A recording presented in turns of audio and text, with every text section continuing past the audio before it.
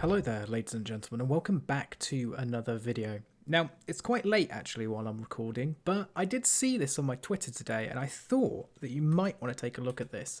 Here it is. Let me just put it in full screen. This is the novel which is going to be released with Shadowlands, and something that I was thinking of doing, but it would take a little bit of preparation, was I really enjoyed the novel that came before for Battle for Azeroth, Before the Storm. And I remember reading through that, and it's something that I really enjoyed. And I was wondering if me reading through a couple of these chapters would be something that you wanted to do. Now, today on Twitter, they released the final page, which isn't actually on their website at the moment. What I'll do is I'll put a picture of the final cover up on the screen somewhere. What I've done today, actually, is I've just read through kind of a section of the book that's given to us, which you can find on the website, and I'll leave a link to it in the description below. I just read through it, one, so I could read it, and two, because I thought it might be something you'd be interested in if you didn't want to read through it yourself. Please give me your feedback on what you think, if you think it's a good idea if I go through just some of the chapters, or if I do it now and then, just to kind of follow the story ready for Shadowlands. If it's something that you don't want me to do, that's cool. I'll still read the book, but it's something that I was just thinking about. So if you guys don't normally read the books, don't worry about like the other Warcraft books, I'd say, but really you wanna read these first books. They're really good, and they really helped with the kind of why the war really started in Battle for Azeroth. Because in game, you don't really understand why the war was started. It was just the tree, and the tree wasn't the first thing that kind of happened. So yeah, these are really interesting. Even if you don't really like reading books, they're quite good to listen to if you're trying to fall asleep, or if you're on the toilet, or whatever. So yeah, I hope you guys enjoy this little kind of bit that I read out, and I'll see you guys in another video.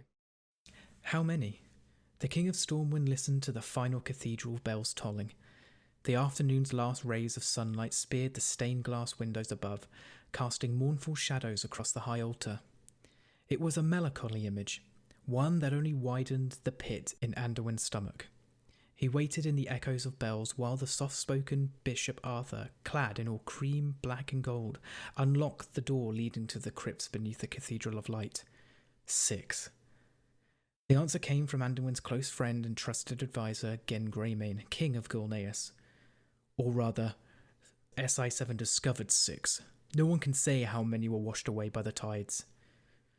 More could be hiding, High Exarch Turalyon pointed out. He stood tall and broad, his light-forged armour a polished and impressive silver and gold. Bearded, scarred, Turalyon looked every inch the tried and hardened warrior. The two men followed Anduin down the winding path that snaked into the catacombs. Shaw sent at least a dozen to monitor the waters between Zandalari Coast and the Eastern Kingdoms. Let us go where there are no curious ears, Anduin told them in a whisper. Though the cathedral had largely emptied out after the evening service, a few brothers and priests remained. Of course they looked. Who wouldn't be eager to see the King of Stormwind present, and accompanied by two such illustrious warriors? To the people of Stormwind, Turalyon in particular was practically a myth. His noble likeness had been forever commemorated as a statue in the Valley of Heroes rising above the bridge leading into Stormwind. He had helped forge the Knights of the Silver Hand, company to heroes of legend and song like Uther the Lightbringer and Tyrion Fordorin. All three stowed their conversation, making the long, sober descent into the crypts. Anduin hurried, though he dreaded what awaited below. Still he went, for it was his duty to see what had befallen troops dispatched in his name. The air grew cold, the scent of mud and brick reminding him of rainy autumn days. The fetor of stale air and dust followed, then a light perfume of dried flowers and herbs, a weak defence against the unmistakable odour of fresh rot and fresh death. At the bottom of the crypts, where it was chill enough to even bother a man dressed in all furs, they found a row of bodies. Each was laid out and still in their sodden clothing, skin discoloured, lips twisted in the agony of a mortal scream. Turalyon snatched a torch off the wall and charged ahead, sweeping the light over the corpses. His handsome face pitched with concern. "Look at the precision," he said, standing before one young dwarf, his reddish beard full of sand and bits of seaweed. One shot directly to the heart. Greymane joined the paladin at that body. carefully inspecting the arrow left sticking from the dwarf's chest. They're all like this, a single deadly shot. Mark the fletching on the arrows, here and here. It's been shaven down. That's why Shaw ordered them brought here, Turallion continued, his eyes fixed on the deceased dwarf lying between them. Anduin had never seen the war-forged paladin look afraid, and this was not fear in the man's eyes, then not fear but rage. What am I seeing? Anduin asked, frowning. Zandalari arrows, Turallion replied, but these are not Zandalari tactics. I should think not. This has some mischief, some dark mischief I do not yet understand, Greymane paced, lips curled as if a low worgen's growl might come out of his throat at any second. There are few archers in the world that can make these kind of shots, my king. The only sort I know are allied with the infernal Banshee Queen. Dark Rangers, Anduin murmured, eyes darting between the two men. Can we be certain? Certain?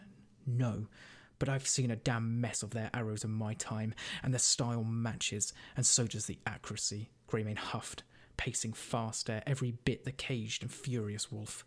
What would the Dark Rangers be doing in Zandalar? The Zandalari are allies of the Horde, and that would not make them friends to Sylvanas or her rangers. Anduin had nearly put his hand on one of the soldiers' boots. Distracted, he had forgotten that they were in the presence of the dead. But now he looked closer and felt keenly the stab in his chest. By the light, they were all so terribly young. He took small, cold comfort in the thought that at least the soldiers were home and protected in the sanctuary of light. It could be a warning from Sylvanas. Perhaps she sent her rangers to punish the new queen. The Dark Lady was still war chief when they had made their alliance, but our spies believe Queen Talanji has pulled her support and remains largely independent. We all know how well Sylvanas takes betrayal, Turallion said gravely. Anduin nodded, considering the paladin's point of view. But Greymane had other ideas, tossing his hands up in frustration. This is our opportunity, Anduin. Don't you see it? Where Sylvanas goes, her Dark Rangers are sure to follow. She may be close at hand, and these murders are her critical mistake. We should gather what forces we have spare and sail west. Whether she's in league with the Zandalari or moving against them, it matters not. We must not squander the chance to finish this. He ended with a resounding note to his already galvanized baritone. But Anduin didn't move. Instead, he stared resolutely at Turallion, who appeared unconvinced at best. The paladin shifted in his heavy golden plate armour, a crease of worry between his brows. Now is the time to think, my king, not the time to react. There are still spies unaccounted for in the field, and we must not forget the armistice. Zandalar is a vast continent, certainly, but the eyes there are friendly to the Horde, not to the Banshee Queen. He tucked a fist under his chin thoughtfully. The Horde wants her dead as much as we do. The armistice you sign is meaningless if we can't rely on the Horde to share intelligence of this nature. The armistice, Greymane hissed, obviously unconvinced. We can rely on the Horde for nothing. How many times must we learn this lesson, Anduin? I know you know better. Anduin did. He did not necessarily trust the Horde, but he did weigh their actions. Were they untrue to their words? Would they have assassinated him and his alliance generals outside the gates of Orgrimmar before or after the Makhara? He waited a moment, hoping Greymane would calm down, but the man's face had turned red with fury and his thick white whiskers bristling. Again, Anduin tore his eyes away from his advisor and friend, instead raking his gaze across the bodies laid before him.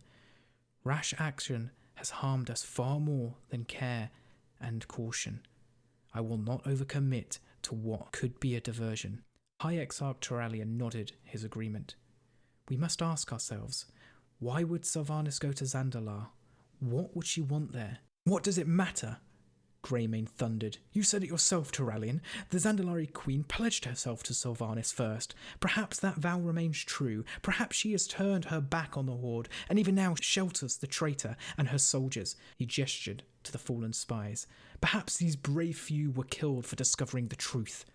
Anduin had a duty to the truth, whatever it might be.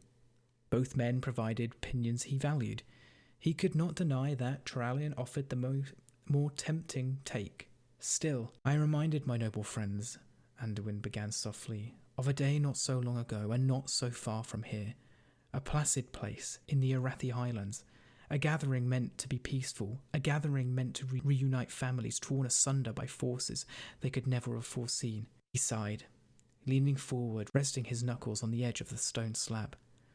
Human and forsaken families met in good faith, trying to find a common ground and common love, and many did. For their trust, for their grace, they received only slaughter. He lifted his gaze to Greymane, who had gone mercifully still, the flush in his face fading. I give your recommendations equal weight. Turalyon, take Ilaria Windrunner and investigate these deaths. Standing tall again, Anduin pressed his hand over his heart, finding that Turalyon regarded him with a sure smile. He approved. I name you High Commander of the Alliance forces. Your task, your only task, is to find Sylvanas Windrunner, so you might bring her to proper justice. Hunt her day and night, use whatever means you must. Turalyon bowed his head with practice gently, accepting the honour and charged with a humble, my heart and my sword to the cause.